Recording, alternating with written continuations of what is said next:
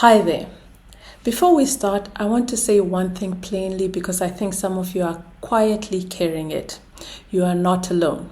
There is a feeling that has become very common among very capable people. The feeling that the AI train has already left the station, that it is moving too fast, and that it is something for the younger ones, for the IT people, and for someone with more time on their hands.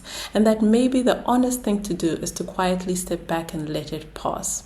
I want to gently challenge that today, not by overwhelming you, but by doing the opposite. My only job in this first video is to take the jargon out of all of it and make it ordinary. Because once the words stop being intimidating, the technology stops being intimidating. That you are allowed to be here and that you are not behind and that you are more than capable of understanding what is going on under the hood. Listen for the examples I will use. I will use the most relatable ones I can because I am a clinician, not a computer scientist, and I learned all of this the same way you are about to.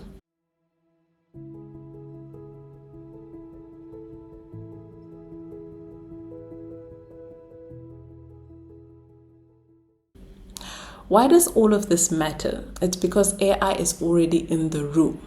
Let me show you something before we define a single term.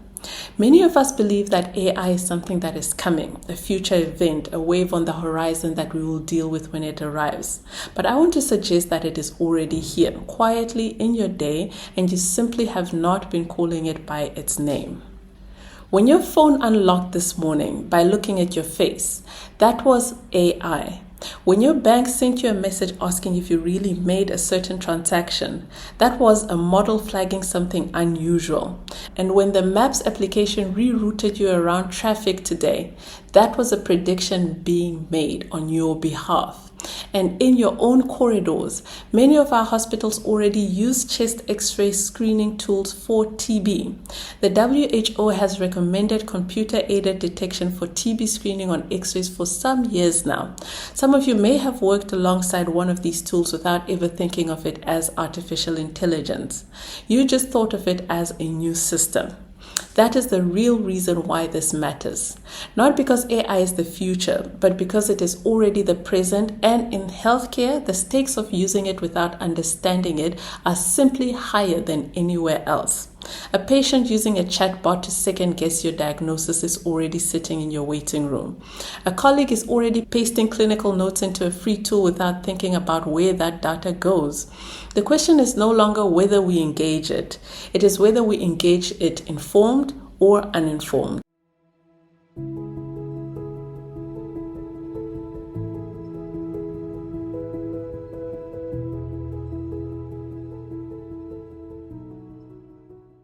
So let us take the words apart. I'm going to give you a small set of terms, not so you can recite them, but so that when you read the news, talk to your peers, or sit in a meeting where someone is trying to sell your hospital a new system, you are not on the outside of that conversation.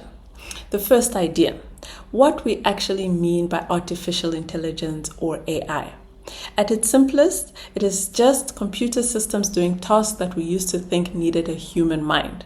Recognizing a pattern, reading a page and summarizing it, making a prediction, suggesting an answer, that is it. There is no consciousness in there, no understanding in the way you and I understand, no intuition, no empathy, no clinical gut feeling built from years of seeing sick patients.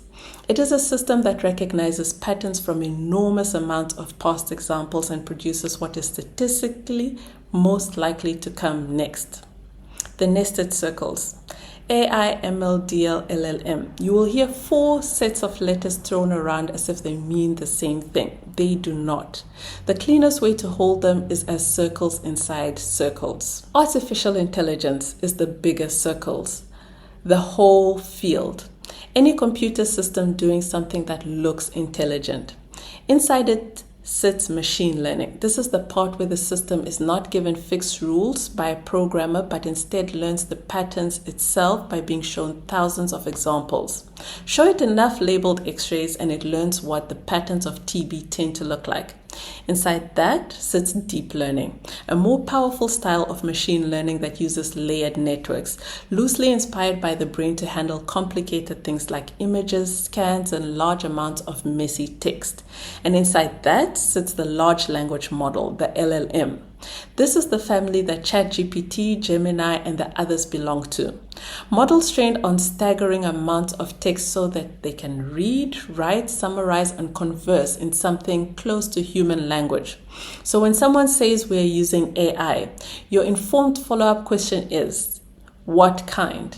Because a narrow TB screening tool and a general chatbot are both AI, but they are as different from each other as a blood gas machine is from a textbook. A few more words you will keep meeting. Let me give you 4 more quickly with plain explanation each. A model is a trained system, the thing that produces the answer. Think of it as the qualified intern who has finished their training and is now on the ward. An algorithm is just a set of step-by-step instructions, a recipe, nothing mystical. A dataset is the collection of examples the model learned from. Remember that word. Almost everything that can go wrong in healthcare AI can be traced back to what was or was not in that dataset. And a prompt is simply the instruction you type into that chat window. The question you ask. We will spend real time on this in the videos to come, but how you type in changes everything you get back.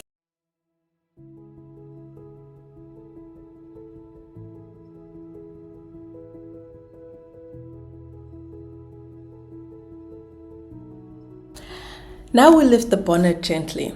I promise you do not need any mathematics for this, and I'm not going to give you any. I want you to understand how one of these models is built, because once you see how it is made, you'll understand its limits on your own. You will not need me to list the dangers, you will see them coming. And in healthcare, seeing the danger coming is the whole skill. People in the field call this the model development pipeline.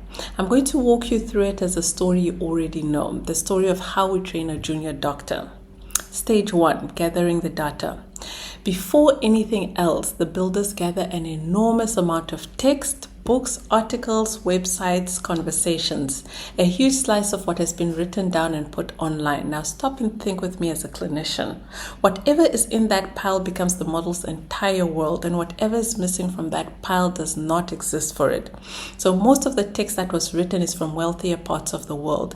So our intern in training reads endlessly about conditions that are common there and might not be as common in our wards. Think about what that means for us.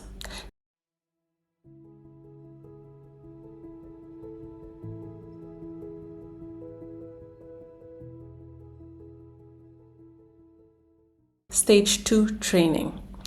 Next, the model is trained. In plain terms, it is shown text over and over and learns to predict what word is likely to come next. That is genuinely most of what is happening. It becomes extraordinarily good at producing language that sounds right, that flows, that reads like a confident expert wrote it. Hold those things two together, because this is the heart of it. The model is brilliant at sounding correct. That is very different skill from being correct. Stage 3. Then the builders refine it. They have humans give feedback, nudging it to be more helpful, more polite, safer. This is also where the disclaimers come from, the little notes you see on ChatGPT and others saying it can make mistakes and is not a substitute for professional advice. Those disclaimers are not decoration. They are the builders themselves telling you the truth about the limits of the tool. Stage 4. Release. The part most people miss. Finally, it is tested and released to the public. But here's the piece that matters most for us and that almost nobody mentions. The model's knowledge is frozen at the point it was trained. It does not automatically know what happened yesterday or last month unless it has been specifically connected to live web search. So a guideline that changed recently, a drug that was recalled, the model may simply not know. This is why when you do use these tools, you should switch on the web search function if it exists. It widens the model's world beyond what it was originally trained on. A model that cannot search the web is reasoning from a smaller, older library than you might assume. And there is one more thing this pipeline produces we must name directly, because it is the most dangerous behavior of all. The behavior you must never forget: hallucinations. Because the model is built to always produce a plausible sounding answer, it does not have a natural way of saying, I do not know. When it reaches the edge of what it has seen, it does not stop. It fills the gap with something that sounds right. We have a word for this. We call it hallucination. The model confidently inventing something that is simply not true. It will invent a diagnosis, it will invent a reference, and there are real cases of academics being contacted about papers they supposedly wrote, papers that never existed, generated whole by a model that needed to fill a gap and did so with total confidence.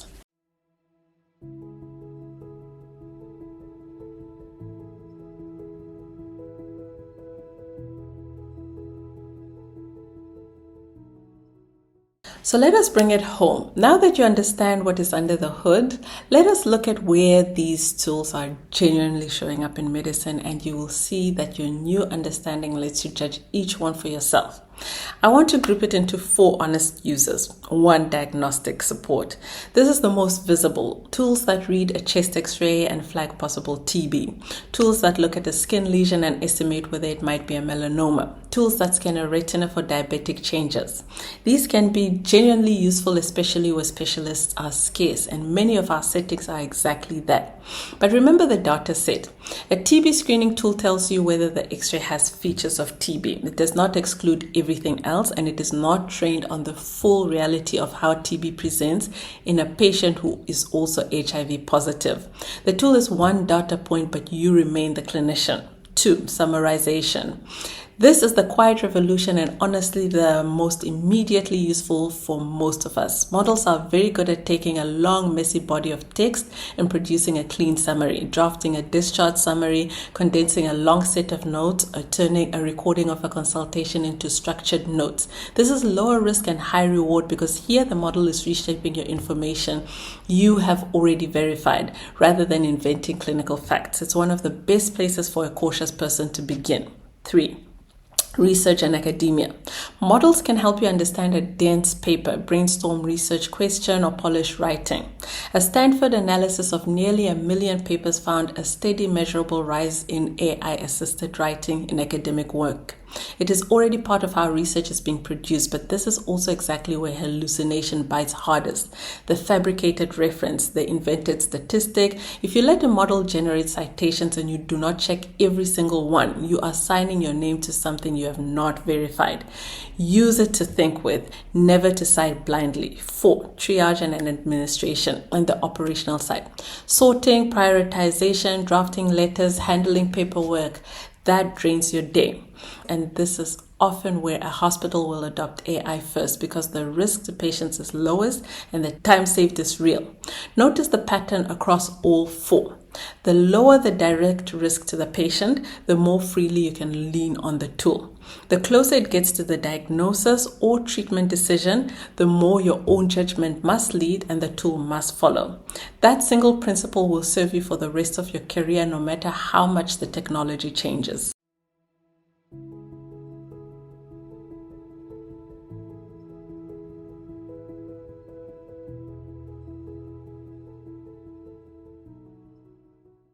So we are nearly at the end, so let me gather it up. We took the jargon apart: AI, machine learning, deep learning, large language models, circles inside circles. Model, algorithm, data set, prompt. None of them are above you anymore. We lifted the bonnet and saw how one of these models is built, and in seeing that, you also saw its limits. You understand why it sounds so confident and why it can hallucinate and why what is missing from its training matters so much for the patients we serve. And we looked at where it is genuinely useful in medicine today and where it must never lead. But here's what I most want you to leave with. My goal was never to make you an expert today. It was to make you comfortable enough with the basics that you stay curious, because you now have something you did not have at the beginning. You have the language.